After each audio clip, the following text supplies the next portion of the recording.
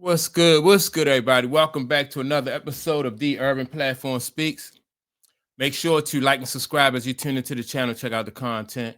And with this being said, man, I want to speak on Emmanuel Acho, and like how Emmanuel Acho just continues to flip-flop when it comes to his opinion on Deion Sanders. And he only time he really, in my opinion, give Deion Sanders his props is when he absolutely have to give Deion Sanders his props. But other than that, man, he spent a lot of time just, it seemed like, sitting around waiting for Deion Sanders to fall flat on his face. And then when he fall flat on his face, then that's when Emmanuel Acho comes out, with his negative reports as far as like Deion Sanders is concerned. Now, Deion Sanders has took, they not having a good season this year at Buffalo, and I kind of expected that with Travis Hunter and Shedeur Sanders leaving. I thought this was going to be a year, it was going to, just wasn't going to be as good as last year. So, and I think also a lot of people would say that Deion Sanders has relied too much on that transfer portal, whereas though some people think that he should have brought in players and developed talent. I think that's where, like the downfall is as far as like their program is like developing talent. So when you had Shedeur and Travis Hunter there for the 2 years that you had them there, they, you had guys in the program already and not just transfers who are there just because they think they can, they can use this to springboard into the NFL. And you want to be able to develop some talent and get them playing through, the Deion Sanders way or what playing, develop them and teach them his playing philosophy and stuff like that. But it's hard to do that with transfer, these guys transferring from other schools and just looking for this school to springboard. So with that being said, I'm going to play some of what Emmanuel Acho, like his back and forth about Deion Sanders, and then I'm going to come back and give my some more of my opinion. To talk about in the speakeasy tonight. Number one, Steven Jackson tried to come at me, so I got to respond back to him and let him know. Colorado hasn't been a well-coached football team under Deion Sanders. They've been an incredibly exciting public service announcement. Deion Sanders can coach. It's no longer just sizzle. It's official. Since USC in the early 2000s, but as far as a well-coached football team, Colorado hasn't been that. And I love college football. 30 yards rushing. If we're just being honest about Prime, incredible marketer, incredible leader, incredible man. But the Colorado coaching has just not been good enough. Public service announcement. Deion Sanders can coach. It's no longer just sizzle. It's official. A century. And you said that was hate because I said that they're not a well-coached football team? Like, are we not allowed to speak the truth anymore? All of a sudden, if somebody says something that's truthful and you disagree with that truth, now they're a hater. Public service announcement. Deion Sanders can coach. It's no longer just sizzle. It's official. Why didn't Shedeur get drafted in the first round? Number one, he didn't code switch. What do I mean he didn't code switch? Shedeur Sanders did not change his identity or how he comes off. He did not change how he comes off for the sake of the decision makers. And who are decision makers in the National Football League? Primarily non-minorities, primarily white people. He didn't. All right, so let me get with that right there. He said Shedeur Sanders didn't go pro or get drafted high because he didn't code switch. I don't know. I just think that code switching, I think when people want to know who you are, they don't want you to switch just for the sake of, just for the sake of making them happy.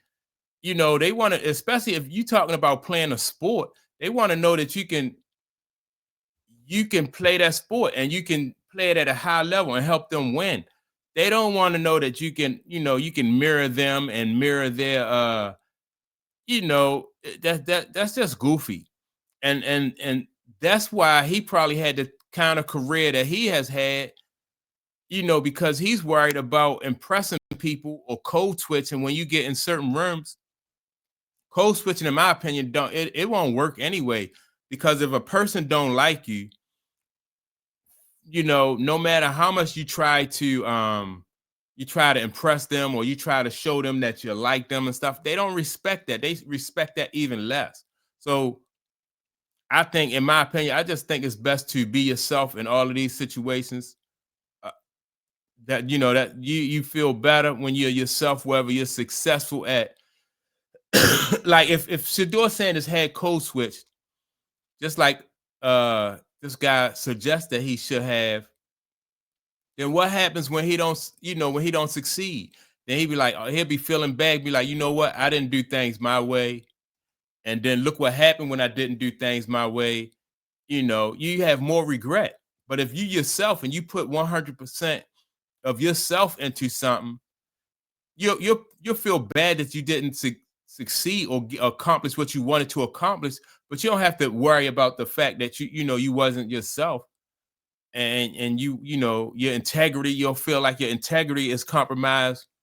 So that's why a lot of people really don't dig this guy, Emmanuel Acho. And if you listen throughout this, what I just played, he went back and forth. One week, Deion Sanders is legit. Next week, Colorado is not a well-coached team. Now he's talking about Shedeur Sanders should have code switched. This Emmanuel Acho guy, man, is just, I don't know. I don't get it. Like I said, he spent all this time waiting for Deion Sanders, waiting for Deion Sanders to have a season like what he's having right now. I think they're like 2 wins, and 5 losses, something like that. And he couldn't wait for this to happen so he could just pile on, but I think most football programs go through this. I think, in my opinion, this is like the first year that he's coached without Shedeur and Travis, right? So he's going to have to make some adjustments as far as like recruiting. Some people say that he's not doing as well a job as he can recruit. They say that they think that Deion Sanders think that just because he's there and he has some guys who played in the league, some high profile coaches from players from the league, that will be enough to draw like some of the top recruits from around the country. And for some of them, yeah, like for some kids, I think that will draw them to that school. But he's still going to have to go out and recruit some guys and get these guys in there and coach them up, show them how to play, football the winning way. You just can't every year just, like, my name is Deion Sanders. I got Warren Sapp on my staff. I have this person on my staff, and then expect kids to, to come in and already know how to play that way. He's got to come in. He's got to go to these kids, get these kids to come and commit and develop talent. He's going to really, that's the real thing, developing talent. I think when Deion Sanders wants to, I think he can be a very persuasive recruiter. So if Deion Sanders made up his mind that he was going to recruit, and he go to some of these kids' houses and he's sitting in their living rooms and he talk to them and their parents, I think Deion Sanders will have success recruiting like that. Now, and I do know that Deion Sanders have like some issues, with his health and stuff, like, with his feet. But also keep in mind that Deion Sanders is not the first college football coach who has had these type of issues, like health issues, and other coaches have been able to recruit, so Deion Sanders got to be able to recruit. And then once he get those guys there, they got to teach these guys how to play football, winning football, because every year you won't get a Travis Hunter or, and you don't have Shedeur Sanders on a sideline or taking snaps for you no more. So you got to really know how to coach these guys up, coach these kids up, man, and teach them how to play football.